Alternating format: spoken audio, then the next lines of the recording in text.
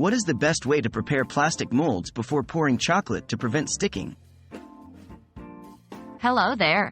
In today's video, we're going to dive into the fascinating world of chocolate making.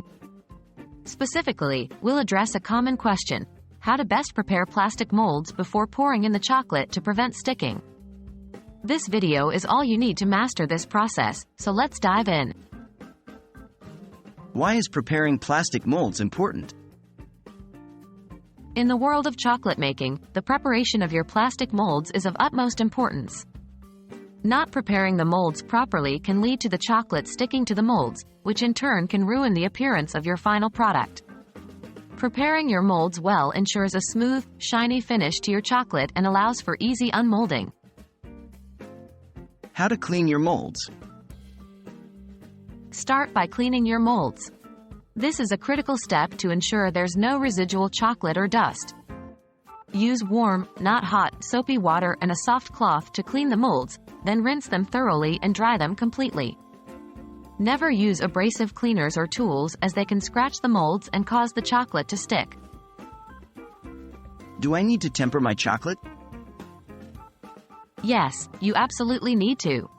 Tempering chocolate is a process of heating and cooling the chocolate to specific temperatures to align the cocoa butter crystals. Tempered chocolate has a glossy finish and a smooth texture, which not only makes it easier to unmold from the plastic but also enhances the taste and appearance. Should I use any coating on the molds? Professional chocolatiers usually don't need to use any coating on the molds if the chocolate is correctly tempered. However, if you're having trouble, you can lightly brush the mold with a thin layer of neutral oil, like grapeseed or canola. Remember, less is more. You don't want your chocolates to taste oily. And there you have it. A step-by-step guide to correctly preparing your plastic molds before pouring chocolate.